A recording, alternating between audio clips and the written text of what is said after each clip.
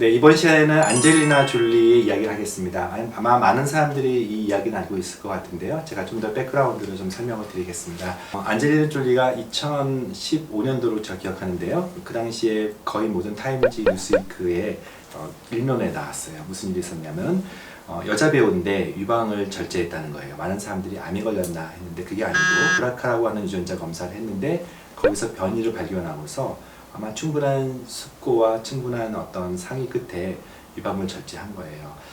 많은 사람들이 놀랐죠. 유방을 절제하다니. 근데 병도 안 걸렸고 또 그런 유전자 검사가 있어. 도대체 무슨 유전자 검사길래?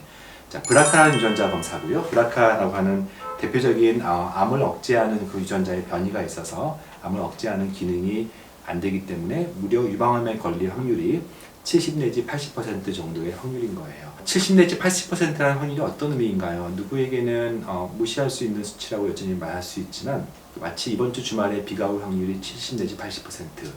많은 사람들이 그걸 무시하기엔 너무 큰 수치죠.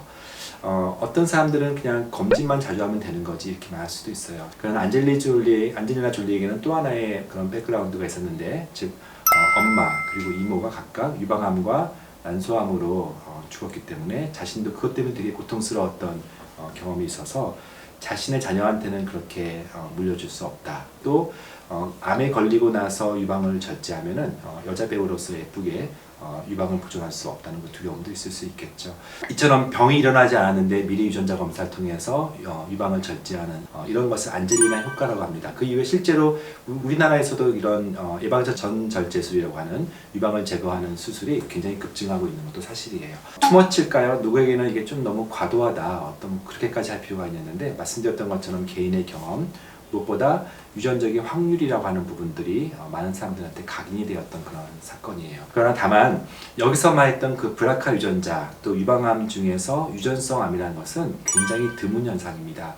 가족 가운데 한 명이 있다고 해서 너무 두려워하실 필요 없는 게, 유전성 암이라는 것은 일반 암과 달리 유전자의 변이 때문에 생긴 암이에요. 즉 다른 환경적인 요인과 관계없이 거의 유전적인 요인이 절대적으로 지배를 해서 반드시 그 변이가 다음 세대에 넘어가기 때문에 엄마 중에 유방암이 있든지 언니 중에 있든지 가족 가운데 전체적인 유방암이 있는 가족들 가운데 생기는 굉장히 드문 방식의 유방암이라고 보시면 돼요. 그래서 실제 검진 시장 같은 데서 이 검사 해봤자 대부분 사람들은 정상이 나오기 때문에 가족력이 없으면 굳이 할 필요도 없는 그런 검사이기도 해요.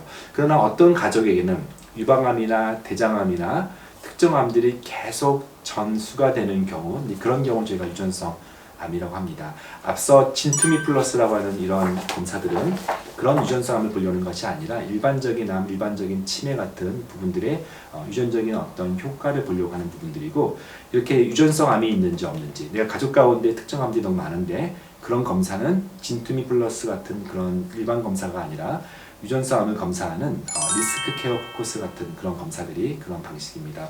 유방암이 대표적인 거고요. 또는 췌장암 또는 가족성 용종이라고 하는 그런 대장암도 있습니다. 그런 어떤 특정 가족 가운데 계속 유전적인 소인이 있을 것 같은 그 부분에는 이 검사가 하는 것이 맞고, 이 검사 대부분 사람들은 정상이 나오기 때문에 특별한 문제가 없습니다. 그러나 여기 만약에 조금이라도 변이가 있어서 양성이 나오면은 그 전문의와 상담해서 어떤 식으로 적극적으로 예방할 수 있는지에 대해서 상담하시면 되는 부분들입니다. 정리하면은 질병 예측 검사에는 두 가지가 있다는 게 핵심입니다.